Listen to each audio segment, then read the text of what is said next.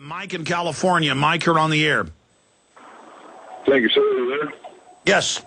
Okay, sorry, it's how you disconnected. My only thought I could think of offhand, being a personal engineer, so to speak, is fill all the fissures up with cement and then drop a 1,000,000-pound weight over the son of a gun, see if that'll cork it up. Because if you cork it up and then it would just whiz out of the other cracks a lot harder. But that's a heck of a lot of pressure, sir. Otherwise, the only thing I could recommend is ignite it under the water and let it burn before it gets to the top. Well, that's what a lot of experts said, was it should have been ignited the old-fashioned way, right after it started leaking. That way it would all be contained and just turn into carbon, carbon dioxide going into the atmosphere and a few other byproducts. Certainly not perfect, but better than what we're seeing now. But, yeah, what about the idea of, say, having a 1,000,000-pound weight that they then, position over it and then drop on top of it? I'm no engineer, but, I mean, that might have an effect. But then, if it doesn't work, you've got oil coming out from beneath the weight, and it's even harder to get under there and take care of it. All those oxygen and the hydrogen will burn underwater as well. If it's got enough oxygen to it, you could just burn it before it gets through the water and use the water as a filter. It would probably need to be filtered as well after it burnt, but at least it wouldn't be escaping into the atmosphere and just have the potential to get all the way around the globe. Oh, absolutely. Well, I mean, it's just getting crazier and crazier because government doesn't know how to get rid of it, and now they're talking about a nuke. And I just can't imagine if they detonate a nuke down there and it just causes more fissures, and then instead of having one leak, it creates a bunch of other cracks, underground channels. You could have a mess many times worse, and instead of 500,000 or million or whatever it really is, 4 or 5 million, like some of Lindsey's sources are saying, then it could be 10 million, 20 million. I mean, it's crazy to talk about using nuclear weapons down there. And I sure hope they haven't hit some new strata of oil, some new mega strata, and that this sucker could go on for years. I mean, and can you imagine how government's going to say, listen, we got the solution. You pay Al Gore and the Rothschilds a big tax, and they'll wave an environmental wand, and see, we've got to get rid of the petroleum economy, and we've got to take control of society and make you all energy poor because of the oil spill, because of the oil spill, because of the oil spill. And how this is happening right on time for Obama. Yes, it's politically destroying him. It's going to politically hurt BP. But one thing I've found with the globalists is they will fall on the sword individually to give more power to the organization. In fact, here's a headline. As spill cost mounts, BP shares tumble anew. U.S. lawmakers want more compensation. Obama, Cameron to discuss issue. Appreciate the call, Mike. Good points. Lindsey Williams, what's your take on the idea he had for dropping a big weight on it? A number of years ago, I was on the Trans-Alaska Oil Pipeline, and they put in that 800-mile pipe over an inch thick. 2 weeks ago, BP closed the Trans-Alaska Oil Pipeline. There's no oil flowing through it today. The reason being is that the abrasive substances in oil and the pig that they must run down that pipe from time to time to get out all the paraffin has so weakened the pipe, has broken it down to the point that it is so thin that it is almost like paper thickness in places, and the abrasiveness has destroyed the pipe, and they're going to have to replace the entire thing if they get any more oil out of Prudhoe Bay, Alaska. Now, the identical same thing is happening in the Gulf, except it's happening under pressures of 20 to 70,000 pounds, and the abrasiveness of that oil and what's coming up with it is eroding the thickness of that pipe so rapidly that if they wait a few more months to try to go down and do anything about it, they'll have no pipe left. I mean, this was a subject we didn't even cover before because there's still so much material here. But that very easily could happen, and that pipe is eroding by the minute.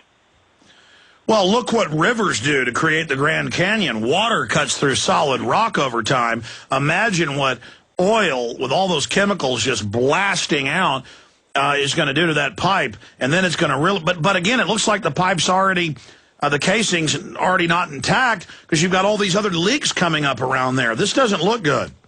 The casing appears to have ruptured at the time of the original blow because the pressure was so high. That's what it appears. You notice I use the word appears because we're getting these fissures as much as NOAA said up to 20 miles long. The furthest I've heard personally is 5 miles away. But these are being caused by other ruptures that are down in there somewhere. Josh in Alabama, you're on the air. Hey, Alex, thanks for taking my call. Just want to let you know, I was down in Gulf Shores, Alabama, yesterday, and there's a very large amount of tar balls all over the beach down there.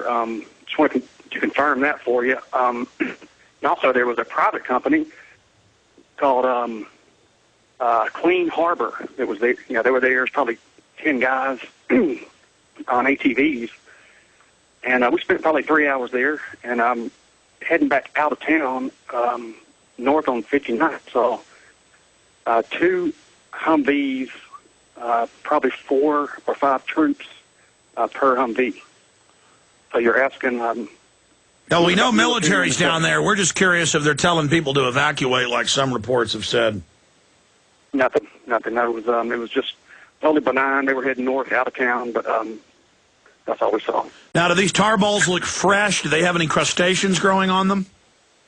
No, they're really liquidy. You know, we had them smashed all on the bottom of our feet, and it was under. So they're new, yeah, because an old tar ball will have crustaceans and things growing on it. And I mean, I know that going to the beach over the years. So sounds like Lindsey said, it's coming out and getting semi-frozen and then congealing 5,000 feet down. I mean, it's just freezing cold. Anything else, Josh?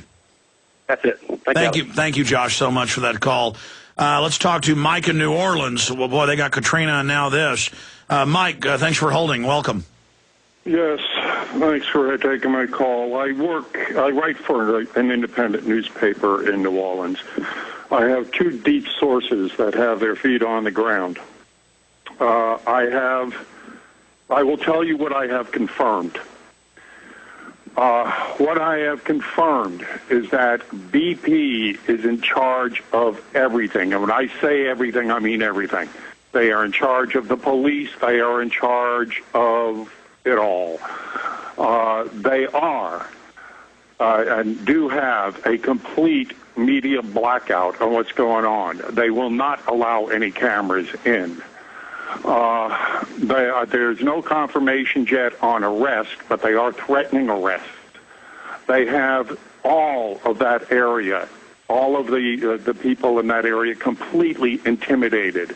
Nobody's talking. Well, 2 weeks anybody. ago, they were pulling up to CBS and ABC and local reporters with the Coast Guard saying, we work for BP under orders of BP, no videotaping beaches. So I guess BP is, instead of getting in trouble for this, they may become our new kings or something.